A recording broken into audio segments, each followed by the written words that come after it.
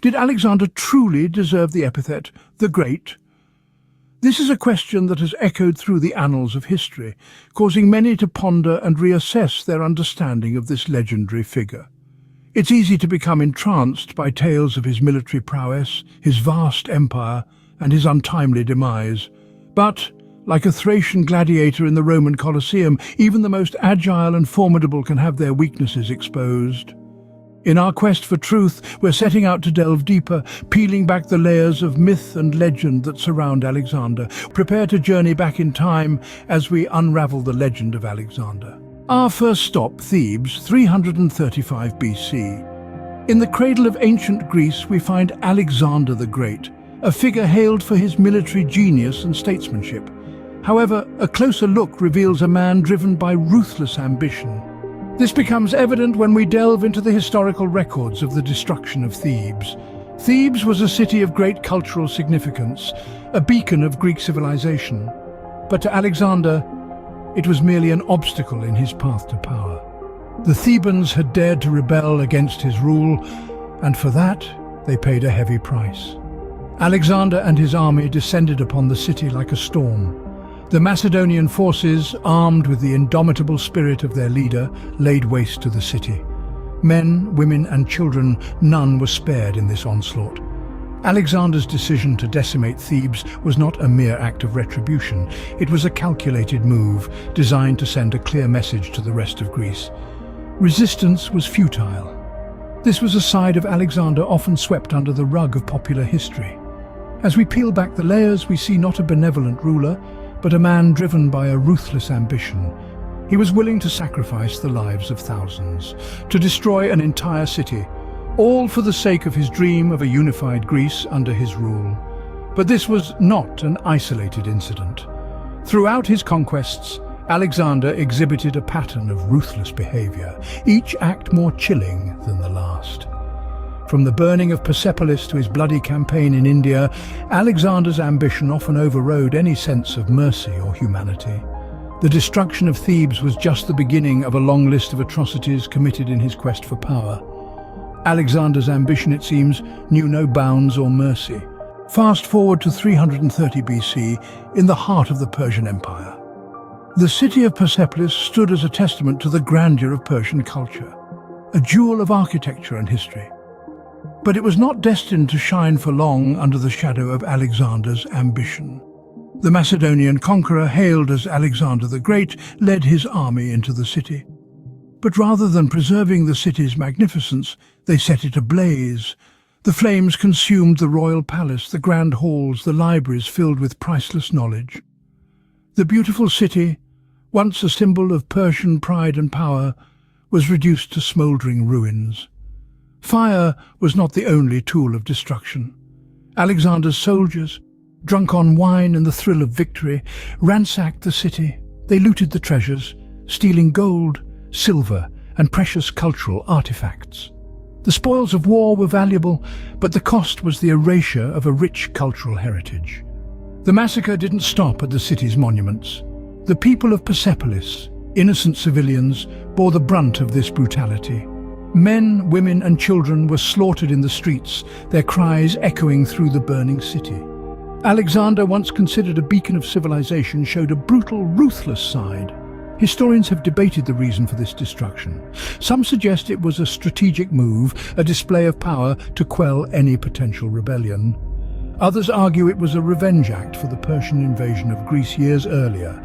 But whatever the reason, the fact remains that the destruction was unnecessary, a brutal act of violence that cost countless lives and a significant part of human history. This event casts a dark shadow on Alexander's legacy. It forces us to question, was Alexander truly great? Or was he merely a conqueror driven by ambition and lust for power? The glory of his victories cannot erase the horrors he inflicted.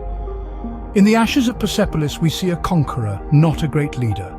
The actions of Alexander at Persepolis reveal a man more interested in domination than in the preservation of culture and humanity. Now let's delve into the mind of Alexander. As we peel back the layers of his legend, we find a darker side, a mind plagued by paranoia.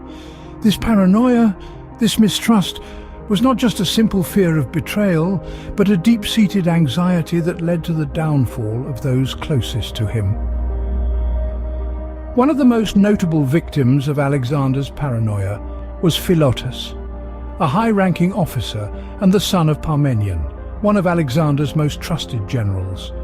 Philotas was accused of conspiring against Alexander, a claim that, true or not, was enough to seal his fate. In a show of power and a demonstration of his deep-seated fears, Alexander had Philotas executed. The death of Philotas was not an isolated incident. It was a sign of a pattern of distrust and fear that ran deep within Alexander's psyche. This fear wasn't just directed at his enemies, but also those who were closest to him. In a move that shocked many, Alexander ordered the execution of Parmenion, Philotas' father, and one of his most loyal generals. This act was seen by many as a betrayal, a sign that Alexander's paranoia had taken hold of his judgment. This paranoia, this fear of betrayal, cast a shadow over Alexander's reign. It tarnished his image, transforming him from a revered conqueror to a mistrustful ruler, suspicious of even his closest allies. It showed a side of Alexander that was far from great, a side that was ruled by fear and suspicion. These acts of paranoia did not just affect those around Alexander, but also Alexander himself. They isolated him, driving a wedge between him and those who had once been his closest allies. They showed a ruler who was not just ruthless, but also deeply troubled, a ruler whose paranoia had taken hold of his actions and decisions. Beneath the golden crown, a mind filled with mistrust and suspicion. Alexander's paranoia, his fear of betrayal, was a sign of a ruler who was not as great as he seemed. It was a sign of a ruler who, despite his conquests and victories, was ruled by fear and suspicion. It was a sign of a ruler who, beneath the golden crown, was deeply flawed. Our final stop, the banks of the Hydaspes River, India.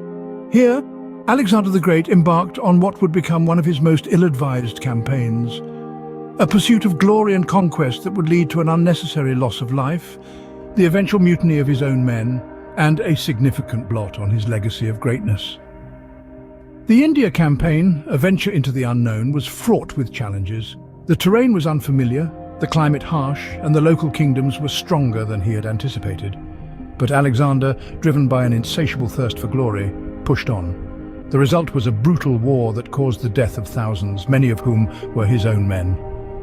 The Battle of the Hydaspes River was the epitome of this tragic campaign. Despite winning the battle against King Porus, the victory came at a heavy cost. The Macedonians suffered severe casualties, the likes of which they had never experienced before. The sight of their comrades falling in a foreign land for an ambition that wasn't their own shook the morale of Alexander's men to its core.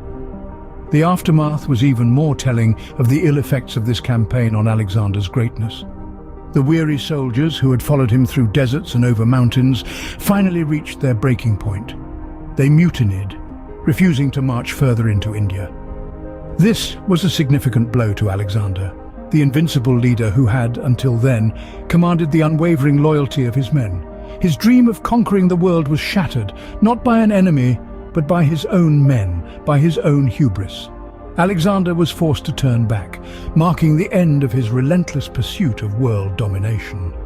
His return journey was not a triumphant march, but a painful retreat, a stark contrast to the victorious campaigns that had made him a legend.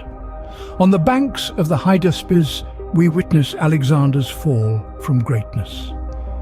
The India campaign served as a stark reminder that even the great are not immune to the consequences of their ambitions.